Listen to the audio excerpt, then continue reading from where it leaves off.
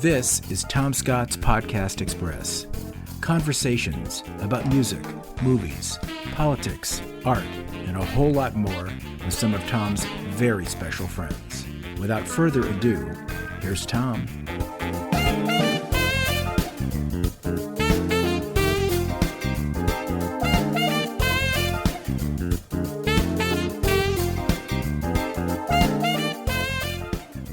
Hi, I'm Tom Scott. Having had a career playing the saxophone for over 50 years, I wanted to have a discussion about the instrument with three people, each of whom has done much to advance its popularity. Dave Koz, currently one of the most popular purveyors of smooth jazz. Gerald Albright, who has been a major force in jazz and R&B. And Grace Kelly, a young lady who has already made her mark in jazz styles old and new. Welcome all. Good to be here, Tom. Thank you. Before we start, gentlemen, I would like to point out that Grace Kelly was 7 months old when the three of us stood on the steps of Lincoln Memorial performing at the inauguration of President Clinton. This talk could alternatively be titled Grace Kelly and Some Older Guys Who Play the Sax. Yeah, you would have been welcome, I guarantee it. You missed something great, though, Grace. You missed a great one. That was one of the all-time great moments of my life. No Yeah, question. I totally agree. Look, I mean, talk about ideal. You've got a president who's obviously a really cool guy, but a saxophone player, are you kidding? What greater promotional tool could we possibly have than that? Exactly. I sent a letter to Trump asking him to please take up the saxophone, but I never got a response. Yeah, why does that not see surprise that happening me? anytime soon? So first of all, I'd like to find out a little bit about your individual histories. Let me start with you, Dave. I've known you a very long time and watched you.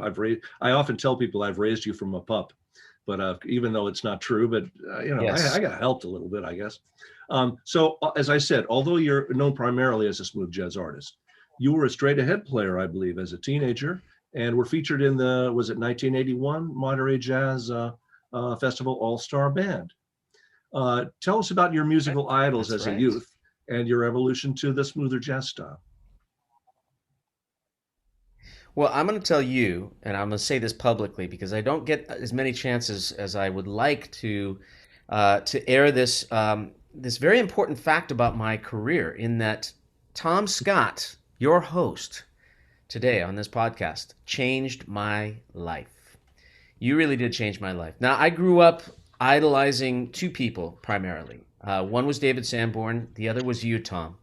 Sorry to put you on the spot like that, but it's true.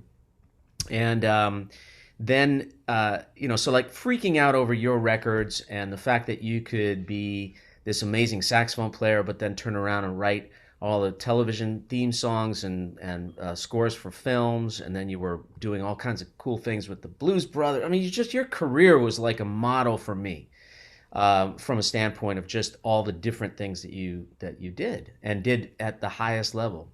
And then you changed my life when I got out of the blue a call from you when I was a big-headed, Lots of hair. had all the Yes. full.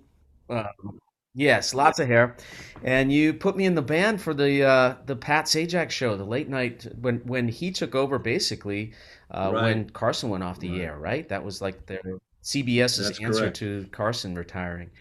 And for 14 months or 15 months, got a chance to stand right next to you and play on national television. That was one of the greatest experiences of my life too. So you've been there. You've been there for a lot of very pivotal moments in my life, and I'm not just saying that because you're the host. You're today. sure of that? You're not just sucking up I would say it. on a trend. I would say it to anybody. So thank you very much for please. really changing my life. And this is a beautiful time for me. It's this year, 2020, as crazy as it's been. It also represents the 30th anniversary of my Amen. first record coming out in 1990. And it's been That's right. which you played on, by the way. And it's just been a magic carpet ride. The fact that we're still here and still able to release new music, and still one day, God willing, we'll be able to get back out there on the road. but I feel very grateful that I've been able to have the career that I've had, and for all of us, the Gerald and I have spent so many wonderful moments on the road and in the studio making music Oh, I together. wish I was I'm a there huge too at fan of 7 months Grace's. old. We haven't really done much together I have a yet, but feeling I'm a you will. And huge fan of growing. her What a- voice. I sure hope so. So this, I think, our business seems seemingly very gosh. alive and well and exciting, and the music that's being released right now in the world of instrumental music, I think, is really exciting and great. So Well, that's great. You know what? That's feeling great pretty to hear, hopeful actually, for the future. because there have been some naysayers. We'll get to that later.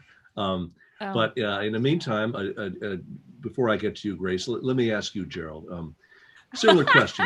Who were your early idols, and how did your musical style evolve from your younger days? Well, I grew up basically in the church. My mom sung in the choir. My older brother, played piano and trombone. Nobody really knows this, but I actually played congas when I was a little man, and my brother and I used to hop around to different churches and play piano and conga concerts together. I didn't know what the heck I was doing, but I was a cute little kid, and people accepted it because of that. You're cute now. Come on. Thank you. Oh man, you get brownie points for that, Tom. But shortly thereafter, thanks to my brother, who virtually had every James Brown record known to man in his album collection, Maceo Parker kind of just surfaced from James Brown's music. And Great saxophone player, Maceo Parker. Absolutely awesome. Yeah, absolutely. And I was just in love with his playing. I've always described his playing as like, it's a drummer playing saxophone, because he was so percussive in his approach. And he had to be playing with James Brown. And so, if I had to do musical bookends, Tom, I would say on the left would be Maceo Park, and then later on in high school and college, I was introduced to Cannonball Adderley.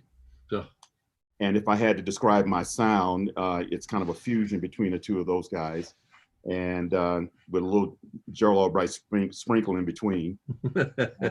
I'm still in all those guys, and I wish I had a chance to really be side by side and play with Cannonball, but I never got that opportunity. Yeah, me too. I actually saw him at the Monterey Jazz Festival. I was there with Don Ellis in, I think, 1967. I was 19, and there was Cannonball in the green room. I was just like awestruck, and I had to say something to him. So like an idiot, and I went up and said, "Mr. Adderley, do you ever give sax lessons?" And he just kind of looked down and said, "No." That was the sum total of my conversation with Cannonball. And like you, Gerald, he is, I think my three largest CD collections have always been, for some years, what I consider the holy trinity of horn players, the Miles Davis sextet of Milestones, a kind of blue fame: Cannonball, Coltrane, and Miles. Absolutely. So I've worn their records out, and they're saxophone gods, horn playing gods, I say, including Miles. Exactly. Anyway, so Grace, on to the new member of our little group here. This is great. I'm so delighted to have you. You have, at a relatively young age, had a variety of experiences in both straight ahead and contemporary jazz. For starters, you released your first album at 13 years old, right? At 12, actually. 12 years old. Yeah. Man, now see, let me just ask you: did you also negotiate your recording contract while you were, there? No idea what was going on. You sound a little precocious. I don't know. Is it me? I don't think so.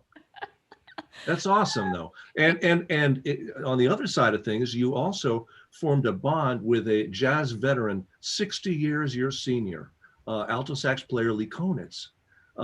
Talk about an extra wide generation gap, right? Wow.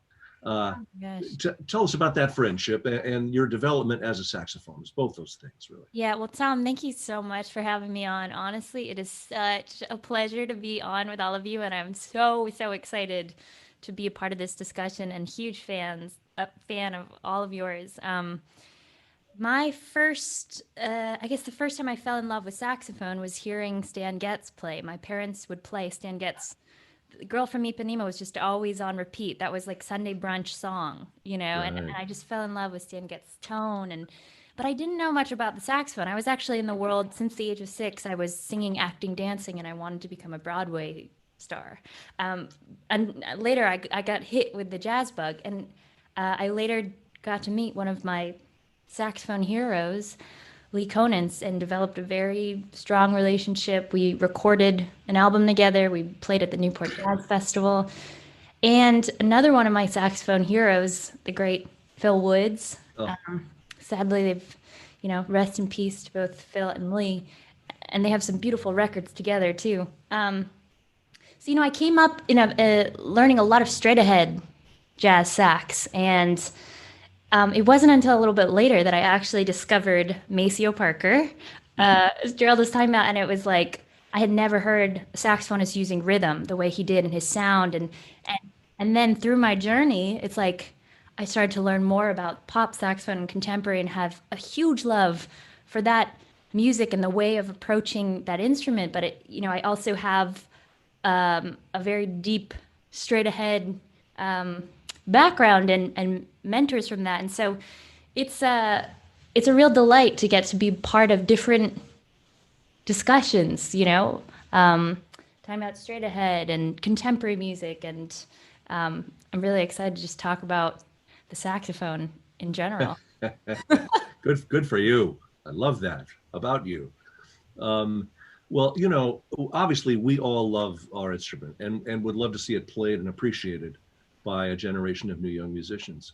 However, arts funding for middle and high school band programs have been drastically cut for many years, causing diminishing interest in band programs.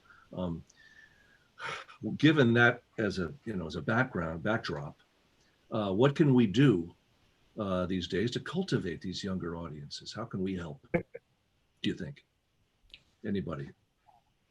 Well, one thing that has been really fun for me in the recent years is I've paired up with a buddy of mine named Leo P. He's a great bari sax player, and he dances. I remember the first time I saw him, he had a viral video years ago dancing in the subway, playing the saxophone, super unique. Oh, I know that guy. Right. Sure. And so we decided, we made it official a year ago after making a lot of videos together. We were like, we're going to start a band, and we call ourselves Too Saxy. And we've noticed as we post more and more videos, we're doing our thing, we're dancing, we're having fun. We like to dye our hair different colors. And we started to just notice more and more Gen Z-ers and younger, even younger folks who are saying, I'm going to pick up the saxophone now, just in the YouTube comments, or just, I'm so entertained, I don't even play saxophone. And I think a lot of these students may be in band programs or want to do even more Right. when it comes to the saxophone and woodwinds. You got to go easy on the hair dyeing, because look what happened to me. I used to dye my hair all the time and lost it all. Gerald, you were going to say something about that, weren't you?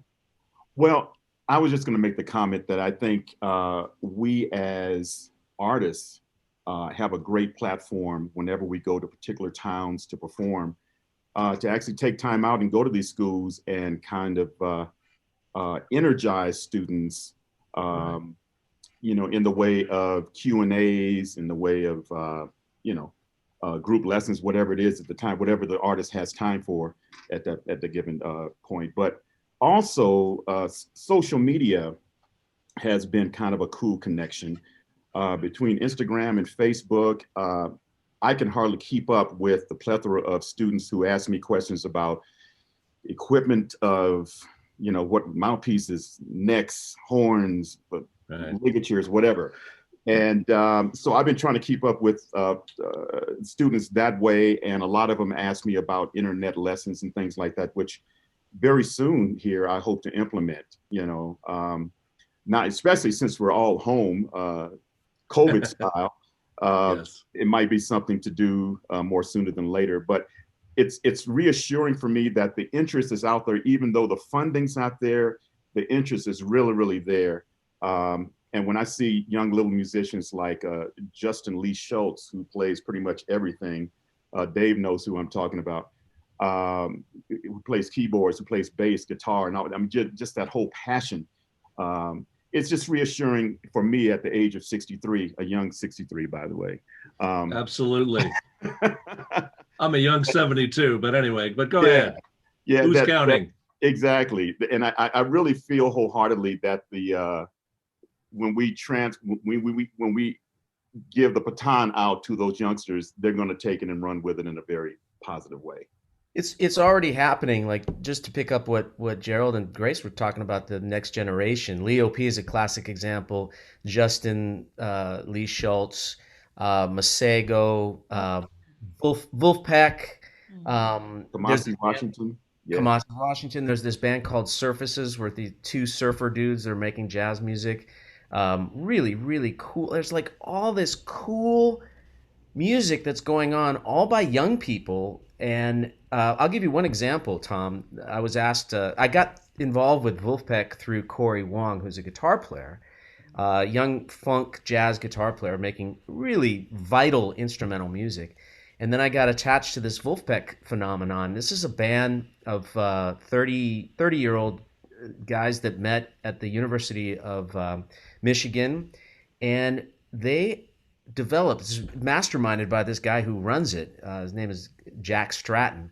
And I saw it with my own two eyes. I played in a concert at Madison Square Garden. This is a jazz group, young people, that sold out Madison Square Garden. I was on that stage with them. I remember that. With my own eyes.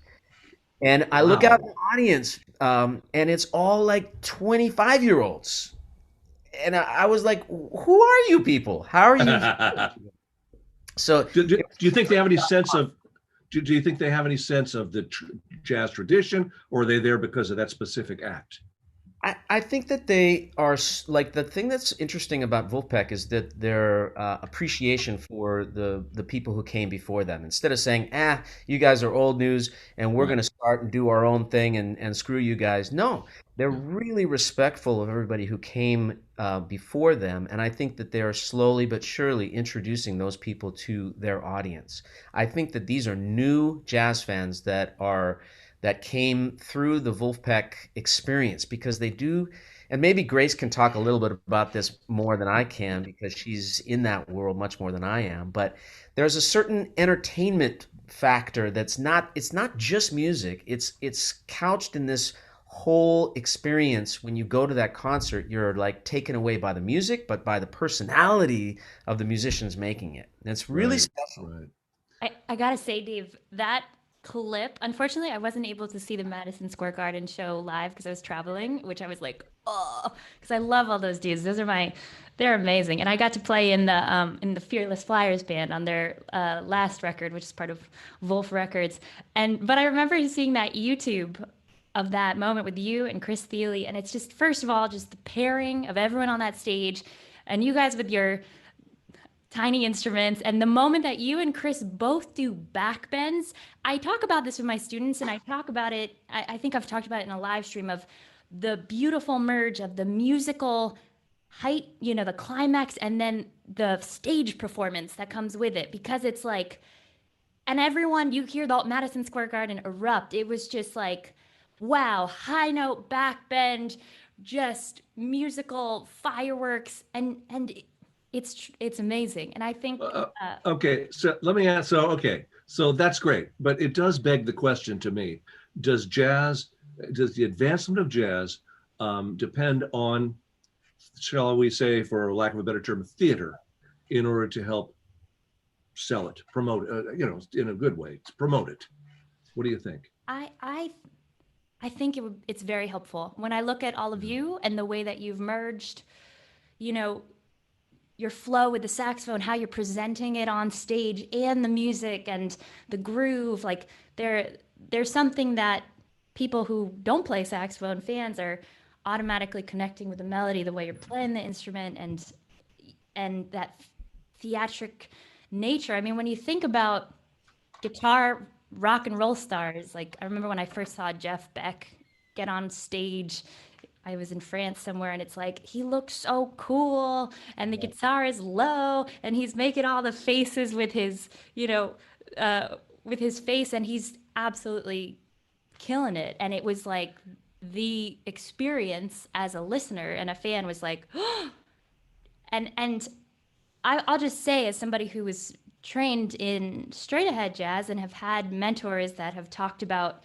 the difference of serious music and entertaining music, never telling me what was right or wrong. But I had many discussions in the past with Lee Konitz about exactly that and his preference for serious music. And sometimes when I felt like I wanted to dance or I would move, I'd feel really self-conscious and feel like it's not the right way to do it. And I think that, unfortunately, I think that there's a lot of universities and music universities out there that are teaching the serious way to do it, when I really feel like there needs to be a new way of teaching saxophone players and the next generation of woodwind players. It's actually something I'm working on right now, to create like a school, to create a new education for how you can merge stage performance and playing. I think you're onto something. I just, it's hard for me because I came up at a time when, saxophone players just stood there and played. That's what I did.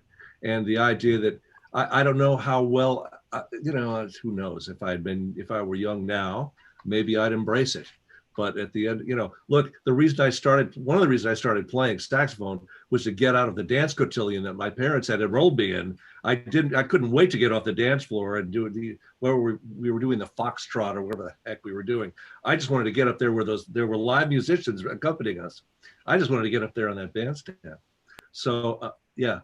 I was just going to say too that somehow we have to teach. I think that it's incumbent upon educators to remember to teach kids that music is about having a good time too. It doesn't have to be so serious. I did a clinic for some jazz kids in Orange County, I don't know, a year or so ago, and they were amazing players, but it was as if they were at a funeral. And I was like, I've seen this too. I know. Why are you guys not smiling at each other occasionally? I mean, you look like you're having the worst time on planet Earth. Yeah, it doesn't exactly sell jazz well, does it? No. Somehow I think we have to remind ourselves.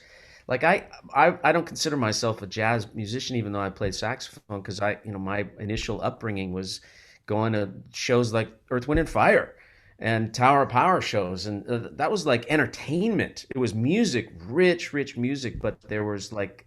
But still, Dave, you admit jazz is a part of what you do. I mean, unmistakably, the language that you were speaking on the saxophone comes a great deal from the jazz tradition, right?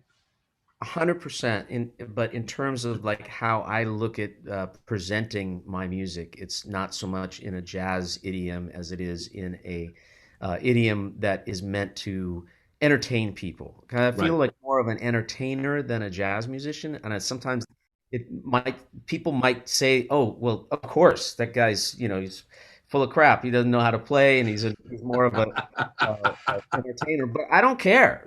That's really what I feel about it. It's okay. So you enjoy doing all that. I mean, what about the argument that the more you concentrate on choreography, does it take away from your focus on the music? I'd like to hear Gerald's opinion on this very question. I feel like it's all one organism, especially when you're talking about making putting together a show that you're going to take on tour, that you want to create moments in a show that are very memorable for people, that are not just musical moments. Music is the driver for everything, but you have to people look at the show as well as listen to the show. It's visual as well. I get it. Visually stimulating as well. But Right. I think that Gerald's a master at that, because I've seen him do that. He does it much better than I do, which is with just a musical moment. Like, he's on the saxophone, he's not doing anything else. He's just playing, and he's able to elicit a response in the audience from what he's doing on the saxophone. That's hard to do. Mm-hmm.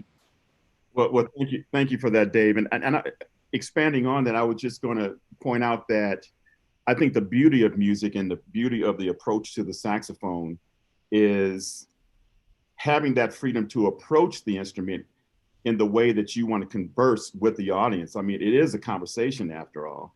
Right. As we're talking, I'm thinking about a vocalist, Gregory Porter, who just has a mic and, you know, and a nice little hat on, a cool little beard, and he sings. And just from singing alone, I get emotional, you know, like a Nat King Cole, same kind of thing. But that's his approach. Not necessarily running the stage back and forth or anything. It's just him and the mic, you know. It's also a gift to be able to do that. Exactly, a gift. However, I find that playing saxophone is a very physical instrument. It's not, you know, from a layman's approach, it's not just a respiratory thing, you know, or an embouchure thing. When I do my shows, 90 minutes of playing saxophone, I'm looking for Advil and a few other things. Because, you know, having shared the stage with Dave and other great players, we get pretty darn physical up there. And it's because there's certain, for lack of a better phrase, musical words that we want to generate out of the bell of the horn to transcend to the audience that allow them to react. And sometimes it's a growl, sometimes it's a leg lift. As Grace says, you know, the back bend of a Dave Cause, which I couldn't do, by the way. No. Count me out. but I think the beauty of it is you have total freedom to express the way you want to express, be it standing still or just going full on, you know, physical with it in terms of right. You know, the theatrical side of it. So I think it's a beautiful thing. Grace, this is obviously something you know a lot about. Please take the floor.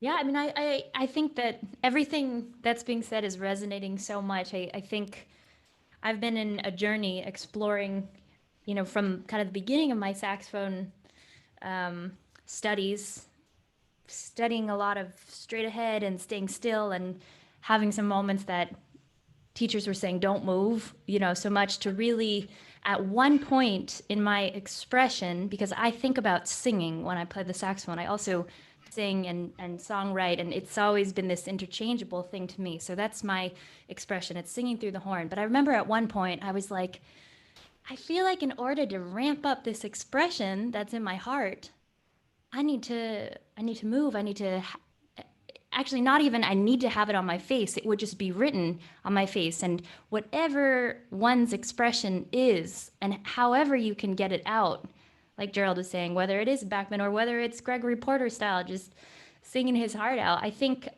all of those things combined will give the audience an incredible experience. I've just noticed that there's a lot of straight ahead players that I think are so in fear of the jazz police that they are not, they need to hear this, because I think they're really, even if there's a want to do that, you know, they're holding back because it's something that certain straight ahead jazz police people have said, don't do that, you know? So it's very, you got to get, you guys who are worried about that stuff, you got to get over it, man. If I had been worried about the jazz police, I would have had no career. yeah. I always loved the idea, and this is back, I'm talking the early 70s, when the possibility came of combining, you know, my straight ahead jazz, my love of that straight ahead jazz, with this new R&B element, which really, I remember the first time, and this is probably goes back to 66 or whenever it was, when I first heard James Brown, one of the big ones, Get On Up, or one of those. I thought I was going to drive off the road. It was so compelling, let's say. The rhythm was great. And the idea that jazz went from this kind of straight ahead, in terms of the rhythm section, bass player 4 on the floor, doom, doom, doom, just that, straight quarter notes. And the bass and drums as accompaniment instruments primarily, to suddenly they become integrated into this is another element of how music became more entertaining, not choreography, but just the choreography of the instruments. The bass is now liberated, you know, and it was so fun and so in a way liberating. I mean, we were still drawing from our jazz roots, but again, it was the LA Express back in the baked potato in 1972. We were a jazz quartet.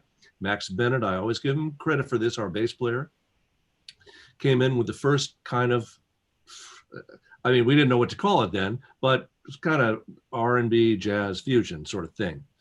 And it was fun to play, but more importantly, like you say, the audience went nuts. And in 6 months, we added a few tunes of that style. We took out the, much as I love them, the Herbie Hancock tunes and the bebop tunes, and that we kind of replaced them with this sort of stuff.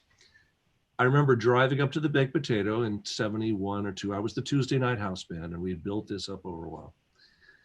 Driving to the Baked Potato, and there's a sign. It says Tom Scott Quintet, which is what we were at the time. And there's a line halfway down Coega Boulevard. And I went, wait a minute. I guess maybe we've got a bull by the horns here. And again, like you say, it is about entertaining the audience. I sort of stumbled into it. And we all do. You don't know. Speaking of that, by the way, someone you know, Gerald, because he invoked your name. I interviewed on the podcast Kev Mo recently. Wow. And he told me about you and him being in a band in high school, correct? And post high school, yeah. It was more. Yeah. We were not. Actually, it was after college. We. Okay. Yeah. Whatever the hell it was. In any case, he told me about the day that he suddenly realized, and it was way late in his life, because he'd been a guitar player trying to make it and starting out doing weddings and stuff locally in LA. And he said, I was in a bar one night, and he was 40 something by this time. And he's playing, and he's not particularly thinking that, everybody's drinking and not paying attention. He's sort of concentrating on his playing. And he looks up, and everybody at the bar is staring at him. Yep. And he thinks, wait a minute, they're really paying attention. Maybe I'm onto something. I mean, I think the theme here is that the audience reaction is important to us, and it should guide us, because what the hell did we learn all this music stuff for? Not just, sit in our rooms alone and practice. We want to get out there and play for people and give them joy, or, show emotion in a way that will move people. I think that's more important now than it ever has been. Why do you say that? Well, I mean, look at what we've been through this year and how much music is the one thing that can make somebody feel better, when words can't.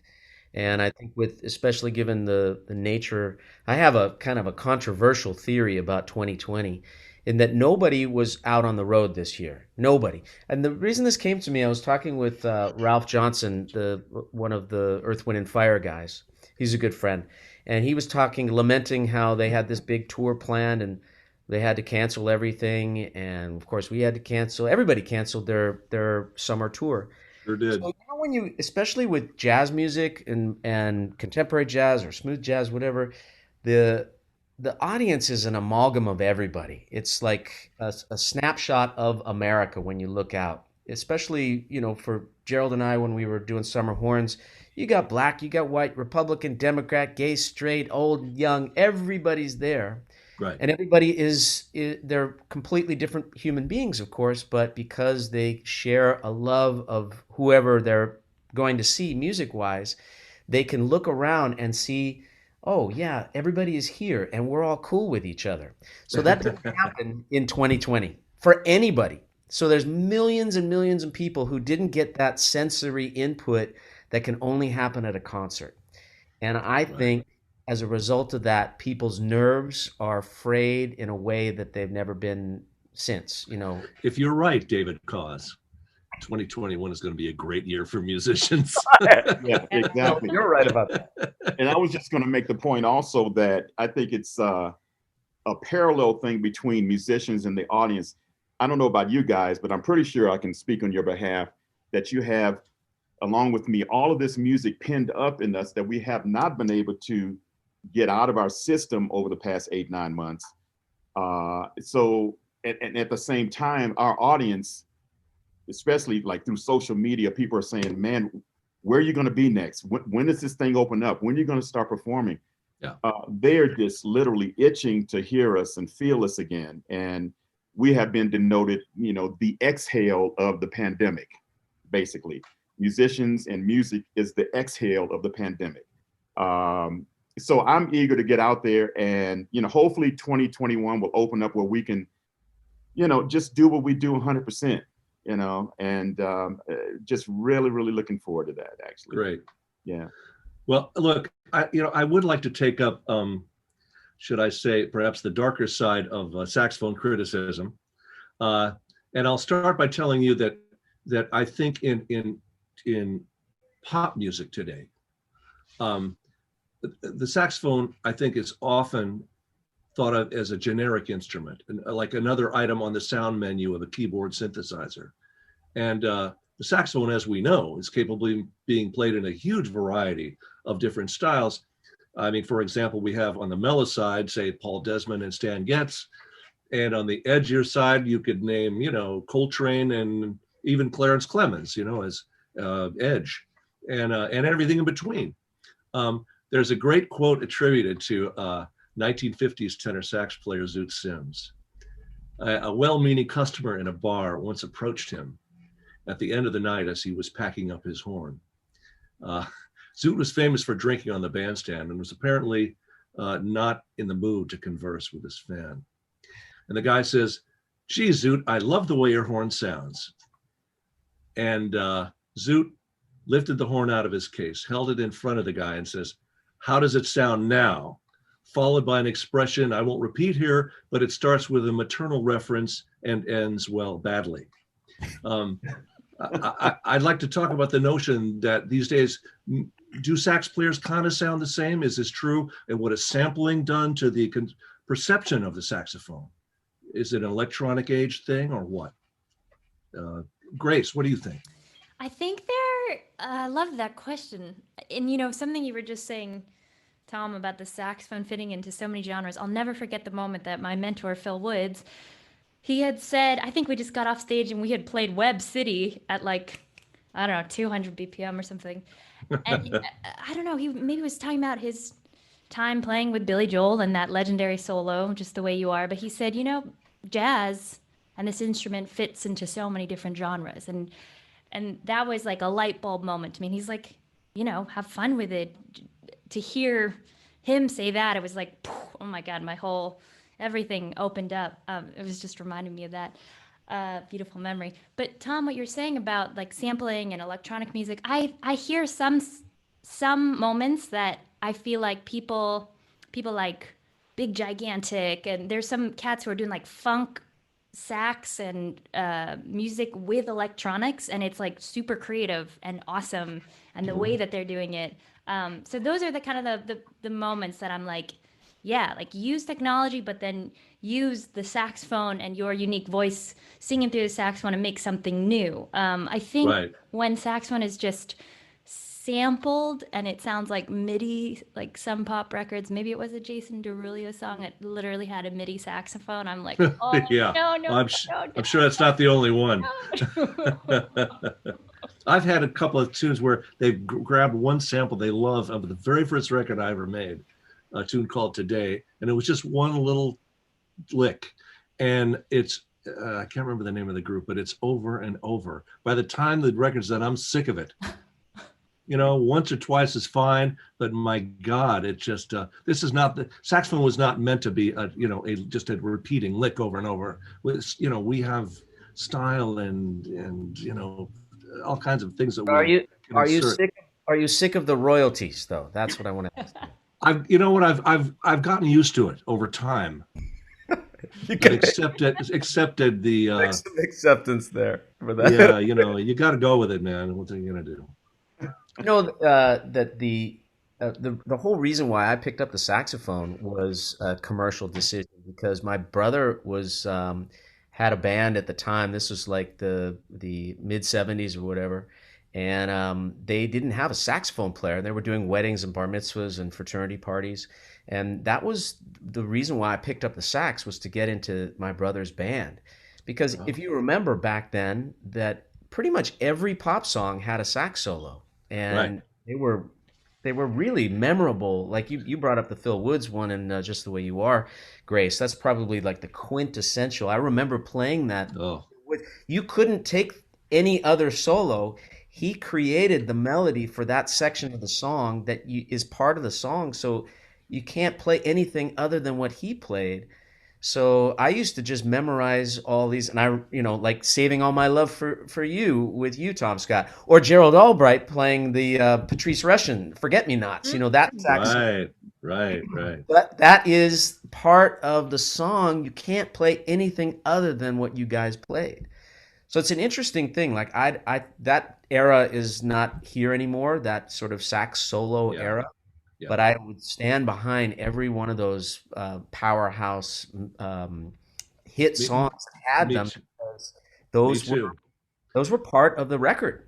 Well, now I'm going to read you guys something from a 2017 article from a pop culture magazine, and I'm not advocating it. I'm just going to read it to you for what it is and have you guys. I'm interested to know your reaction. Okay, this guy says, the saxophone isn't like a piano intro or a guitar solo.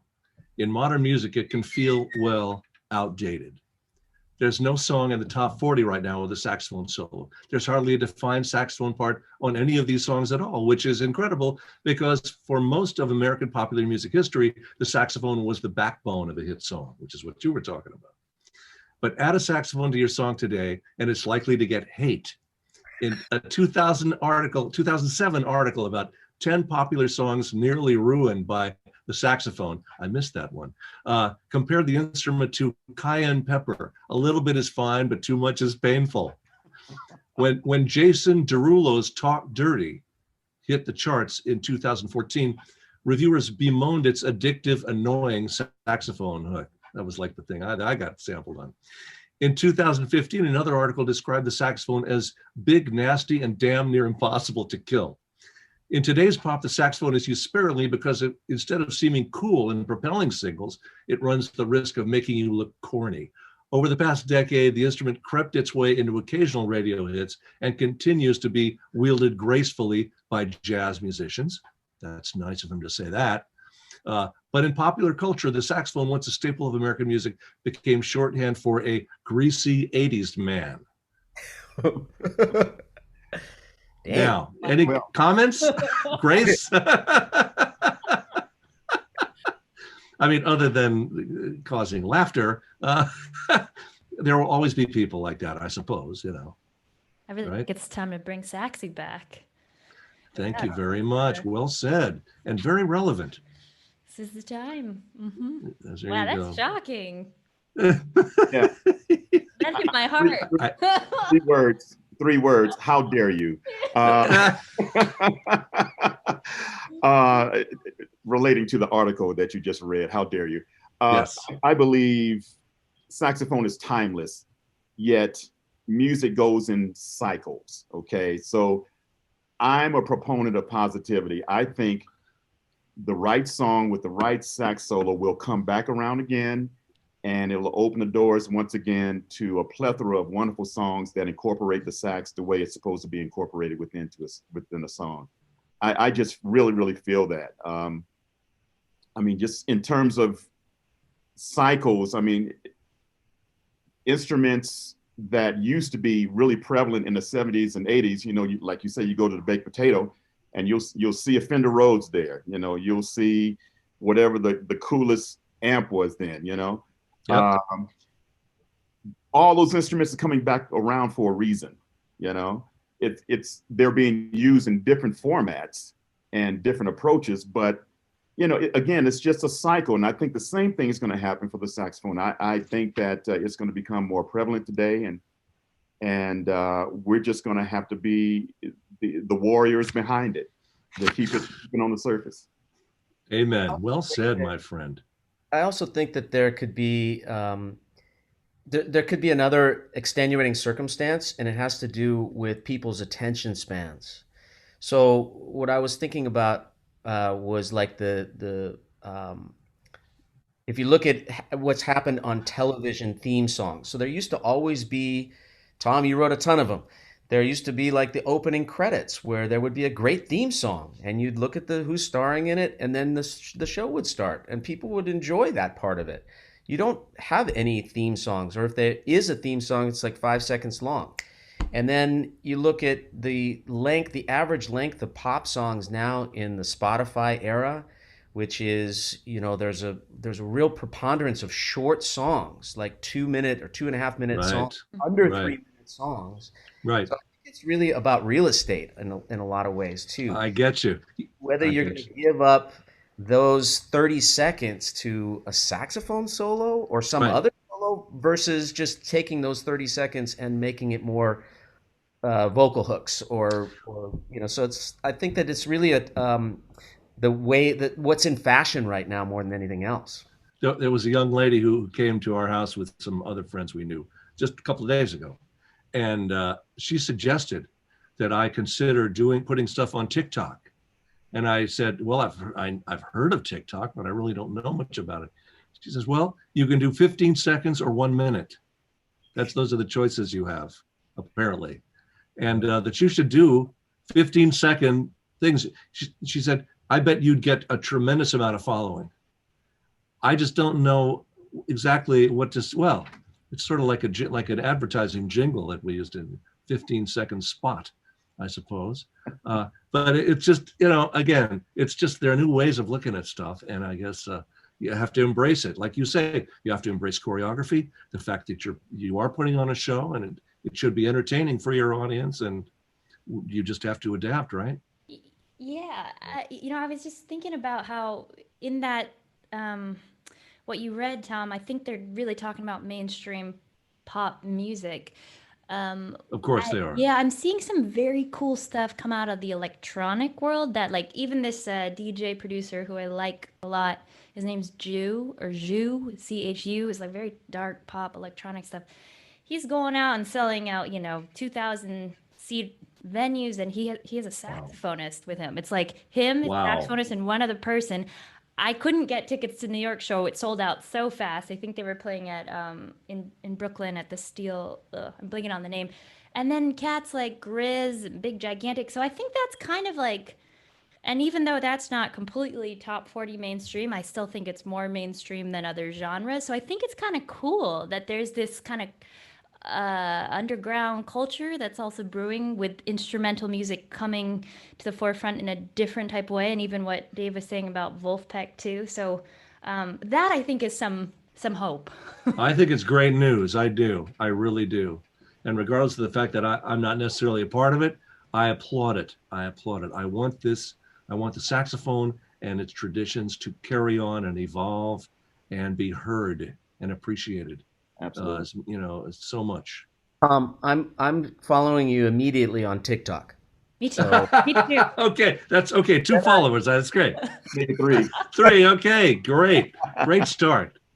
It's interesting. Like the social media, and Grace, you are a total pro at this, and this has become the full-time job of most musicians, Right. and you're swimming in it, and it is absolutely a nonstop job.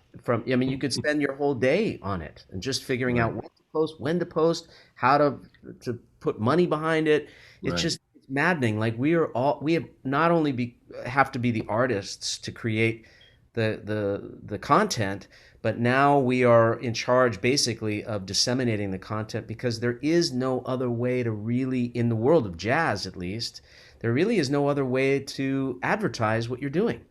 I mean, it is a very weird time. It's a great time because it's very democratized, if you ask me. Yes, that everybody is true. equal. You have an equal playing field, and may the best songs win. But there's, the number of people trying their hand at this now is in the millions. So how do you break through? What is the piece of content? It's not just the song, but it's the content that you put out there that all of a sudden is a breakthrough, something that opens up a lane that was not there. It's funny, when I was on Columbia Records, the equivalent of this was there was a executive at Columbia, and it was time for me to do my next record, and I went in for a meeting, and he said, Tom, listen, all you need to do, I want one song with a vocalist and a hook. I don't care about the rest of the album. It could be whatever you want. Right. And, I guess in a way, we're still all looking for a hook. And I just worry that preoccupation with all these things not related to creating the music diminishes the music somehow. I mean, whether that's right or wrong, I suppose it's just reality because, as they said in The Godfather, this is the life we've chosen.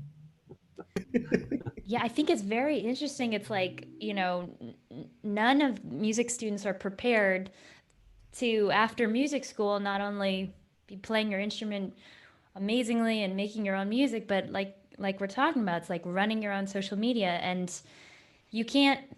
it's not authentic to even hire someone to do that because fans want to hear your voice. They want to see what you're practicing, what you're cooking, and then to make it kind of even more complicated, a lot of times the content that really comes through, at least in my case, is something that even just has to do with my personality. And it's not necessarily me just playing. It's just people who are following who But they want that. They want to see that. They want that personal connection. So it's like, right. Okay, now we're playing music, making music. Everyone has shorter attention spans, about 15 second, having to broadcast our life. I mean, it's a lot of stuff.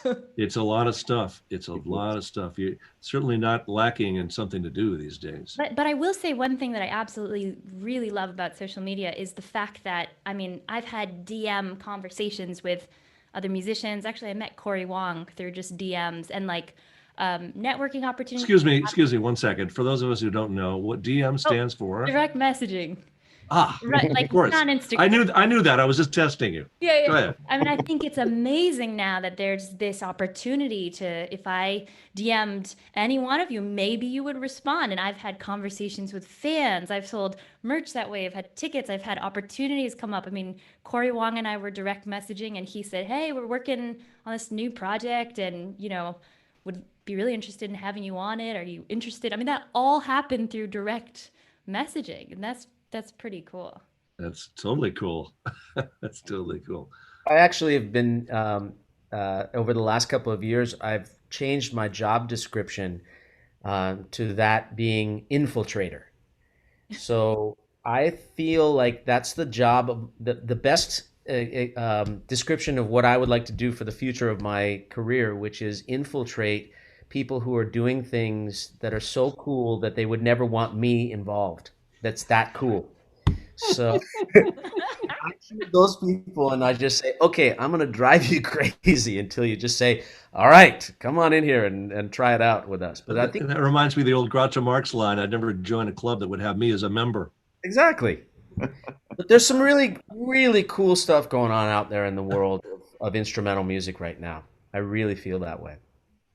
Yeah. Well, that's great. Well, look, you guys, this has been really, really fun, enlightening, and I hope also beneficial to the audience and anybody who wants to know more about what saxophone players are dealing with these days. I think it's important, and to the extent we can spread the word about, how to make it in this world, how to get by if you want to start serious about being a musician, or if you're just interested in what we all do. I think this has been very, very enlightening and fun, and I cannot thank you, Gerald Albright, Grace Kelly, David Cause.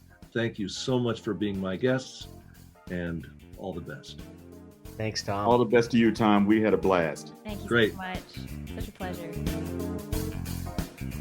Tom Scott's Podcast Express is produced by Dave Schroeder and Joseph Vella. If you like the Podcast Express, tell your friends, write a review, and subscribe to the series on Apple Podcasts, Spotify, and other fine podcast directories. Tom Scott's Podcast Express uses Blue microphones and Zoom Corporation audio recorders. Tom Scott plays R.S. Berkeley musical instruments and Jody Jazz mouthpieces. For more information or to ask Tom a question, visit tomscottmusic.com. Until next time.